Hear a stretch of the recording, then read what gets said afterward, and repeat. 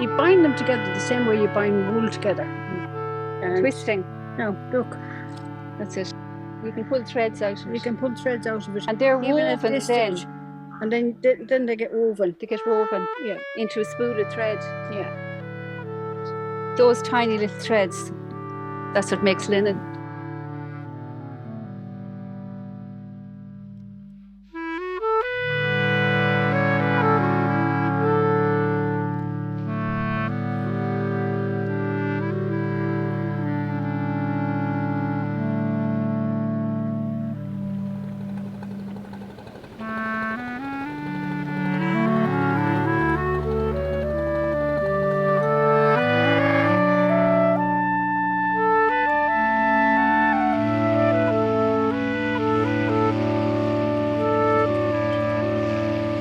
Okay, good.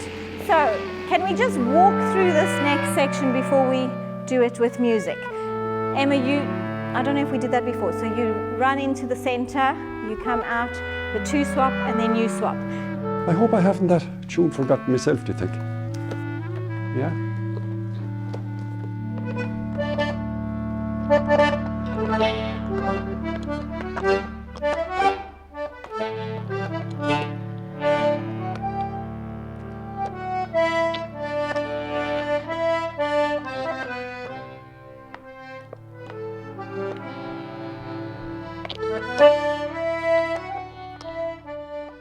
What note does that start with?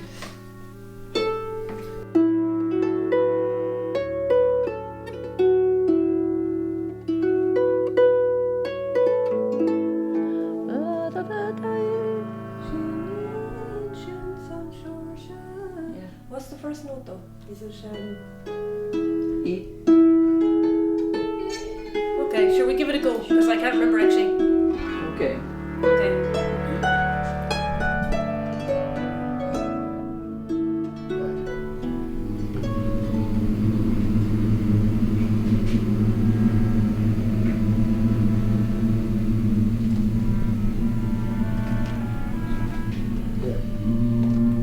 That one. That's a consensus one. Breathe out. Breathe in rather. Hold it. Relax the shoulders. And breathe out.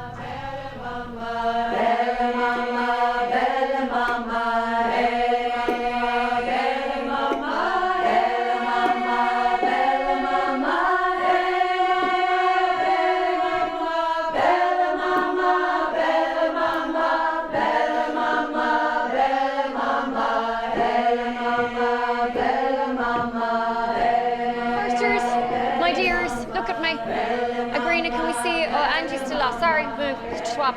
Is that okay? Swap. Do you want to try that? Just say it first.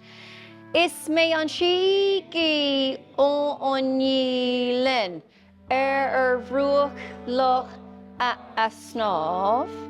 Is me an shigi gama yi bert o galiev ska. I'm told. Don't stand and get into a big fat bundle, like a 2 per line. I mean that. Ye had a very busy day yesterday making the beautiful ribbon. Would you like to open it out so we can get a look at the ribbon? And maybe we might practice our love signs as well. Oh yeah, that's a great one. Party, to celebrate. Hello.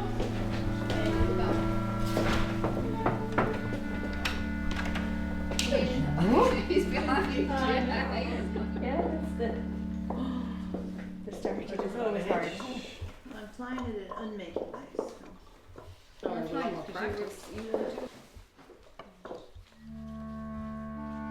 Having lived in the town for 33 years, I had never heard of Headford Lace. In all that time, nobody ever mentioned it. I did that just from a journey, a photograph. Yeah. So that was 2016. And that's again in miniature. I was teaching crochet classes in the area.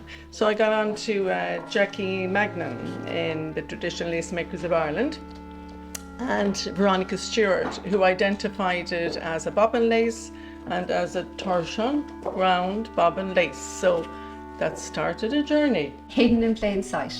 Yeah.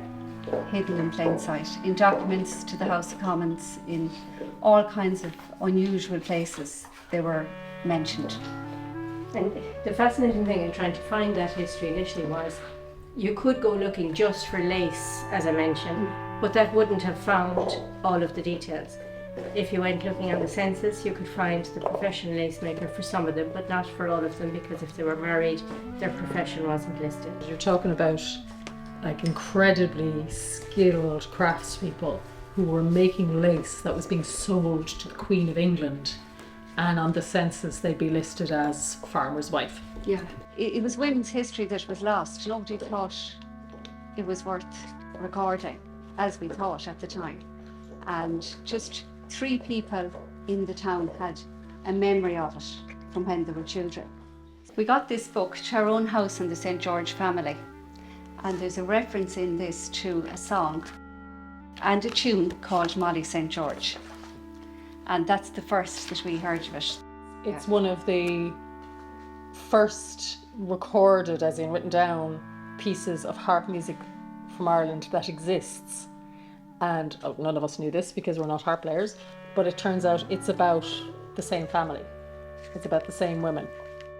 I heard Meitheal sing the song on her at a concert, and I just couldn't believe it was so beautiful. That was the inspiration for the project, a Meitheal for Mollaí.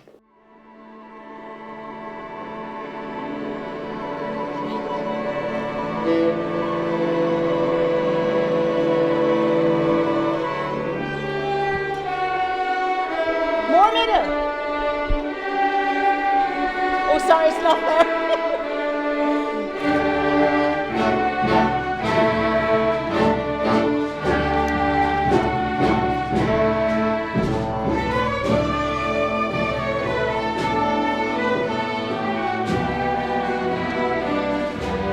Lost the score.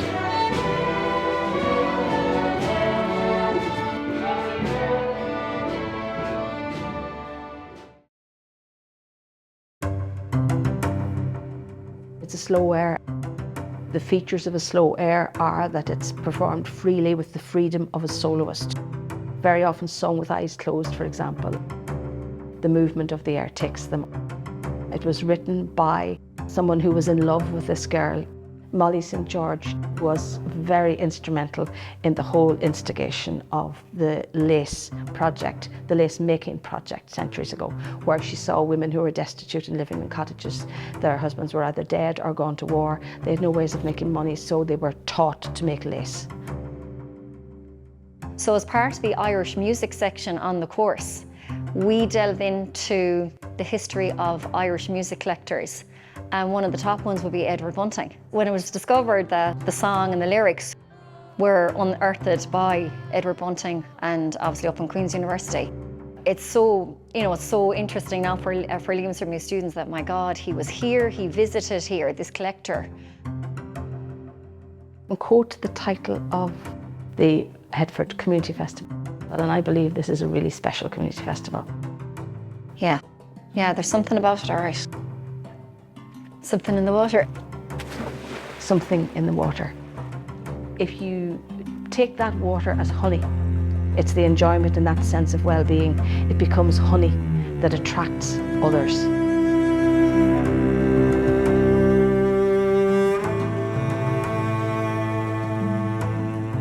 The music is going way back, to be honest. So we're talking about early 1900s. I mean, there's so many families that have deep roots in music. So I think it's just, it's inherent in all of us, and that when we come together then it's a bit of a, ceolagus crack, and it, spreads like that, I suppose, really. And not only does it attract learners who are very welcome, but it attracts other very talented musicians and just creative artists, so that you have this whole kind of dissipation of the honey. And again, because it has been happening now for certainly longer than one generation, you can see it even in today in this group, 3 different generations working together. And again, it spreads.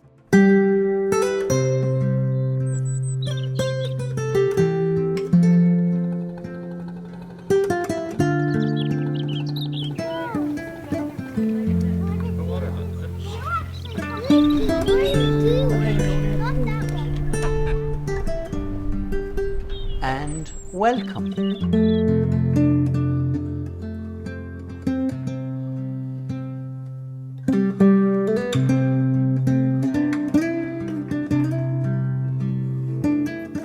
I have to check my bread in the oven. Oh, yeah.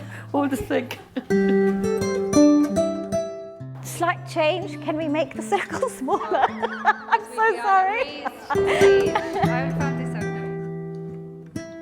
It's like the masked bagpipes in Scotland.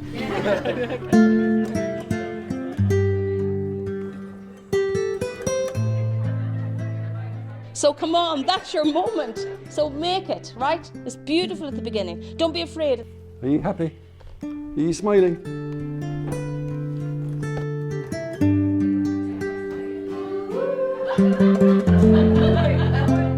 Will we listen to the song from Mollaí? The one we listened to about what makes our heart feel happy. Nice. Yeah.